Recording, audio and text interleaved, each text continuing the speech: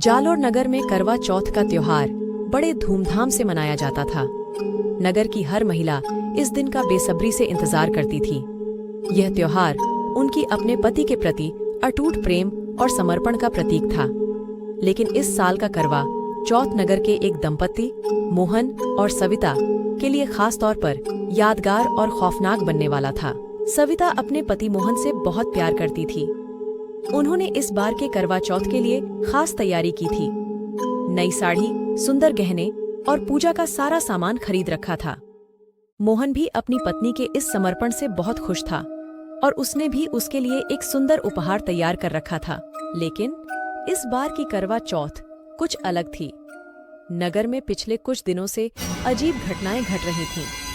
कुछ लोगों का कहना था कि उन्होंने रात के समय नगर के पास वाले जंगल में एक भूतिया चुड़ैल को देखा था। चुड़ैल का चेहरा बहुत ही डरावना था और उसकी हंसी सुनकर किसी की भी रूह कांप जाए। करवा चौथ का दिन आ चुका था। सविता ने सवेरे जल्दी उठकर सारी तैयारियां शुरू कर दीं। उसने मोहन के लिए खास पकवान बनाए और पूरे दिन निर्जला व्रत रखा। मोहन भी अपनी पत्नी के इस प्रेम और समर्पण को देखकर बहुत खुश था। शाम होने को आई और नगर की महिलाएं अपने पतियों के साथ करवा चौथ की पूजा की तैयारियों में जुट गईं। सब कुछ सामान्य लग रहा था, पर कोई नहीं जानता था कि आज रात कुछ खौफनाक होने वाला है। सविता ने अपनी साड़ी और गहने पहनकर खुद को सजाया। वह बहुत ही सुंदर लग रही थी। मोहन ने भी अपनी पत्नी की तारीफ की और उसे उपहार दिया। दोनों ने मिलकर पूजा की तैयारी की और फिर चांद निकलने का इंतजार करने। जैसे ही चांद निकला, सविता ने मोहन के साथ पूजा की और उसे अर्घ्य दिया। मोहन ने सविता को पानी पिलाया और व्रत तोड़ा। पूजा समाप्त होने के बाद मोहन ने सविता से कहा कि वह थोड़ा बाहर टहलने जा रहा है और जल्द ही वापस आएगा। मोहन जब टहलने के लिए बाहर निकला तो उसने नगर के कुछ लोगों से चुड़ैल की कहानियों के बारे में सुना। वह इन बातों को मजाक समझकर हंसते हुए आगे बढ़ गया। लेकिन कुछ ही देर में उसे एहसास हुआ कि वह नगर के पास वाले जंगल की तरफ बढ़ता जा रहा है। उसे लगा कि थोड़ी देर जंगल में टहलने से मन शांत हो जाएगा। जंगल में घुसते ही मोहन ने अजीब सी ठंडी हवाएं महसूस कीं। उसे लगा कि कोई उसके पीछे पीछे चल रहा है। जब उसने मुड़कर देखा तो कोई नहीं था। उसने इसे अपनी गलतफहमी समझकर नजरअंदाज कर दिया और आगे बढ़ता रहा। थोड़ी देर बाद मोहन को लगा कि वह किसी अजीब सी जगह पर पहुंच गया है। वहां की हवा में एक अजीब सी ठंडक और सन्नाटा था। तभी उसे एक आवाज सुनाई दी, एक भयानक हंसी। मोहन का दिल जोर जोर से धड़कने लगा।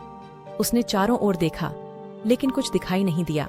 अचानक उसके सामने एक भूतिया चुड़ैल प्रकट हुई। उसके चेहरे पर एक डरावनी मुस्कान थी और उसकी आंखें आग जैसी चमक रही थीं। चुड़ैल ने मोहन को घूरते हुए कहा, तुम यहाँ क्यों आए हो? ये मेरी जगह है। मोहन ने डरते हुए कहा, मैं तो बस टहलने आया था, मुझे माफ कर दो। चुड़ैल ने हंसते हुए कहा, तुम्हें माफी नहीं मिलेगी। आज की रात तुम्हारे लिए आखिरी रात होगी। चुड़ैल का भयानक रूप मोहन ने भागने की कोशिश की, लेकिन चुड़ैल ने उसे अपने जादू से जकड़ लिया। वह भाग नहीं सका। चुड़ैल ने उसे उठाकर हवा में लटका दिया और जोर जोर से हंसने लगी। मोहन को अब अपनी जान बचाने का कोई रास्ता नजर नहीं आ रहा था। तभी सविता को लगा कि कुछ गलत हो रहा है।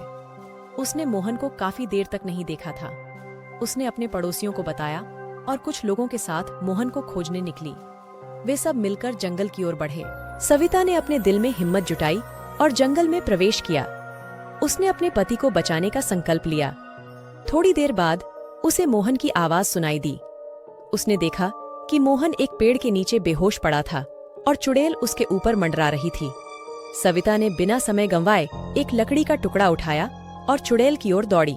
उसने चुड़ैल पर वार किया और मोहन को छुड़ाने की कोशिश की।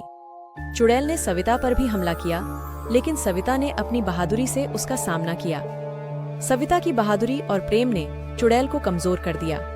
उसने आखिरी बार जोर से चिल्लाया और फिर धुआं बनकर गायब हो गई।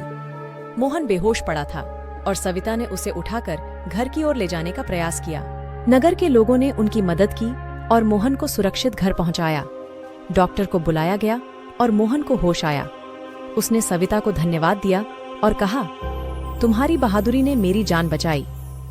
उस रात के बाद नगर में फिर कभी चुड़ैल का आतंक नहीं फैला। सविता और मोहन की कहानी नगर में बहादुरी और प्रेम की मिसाल बन गई।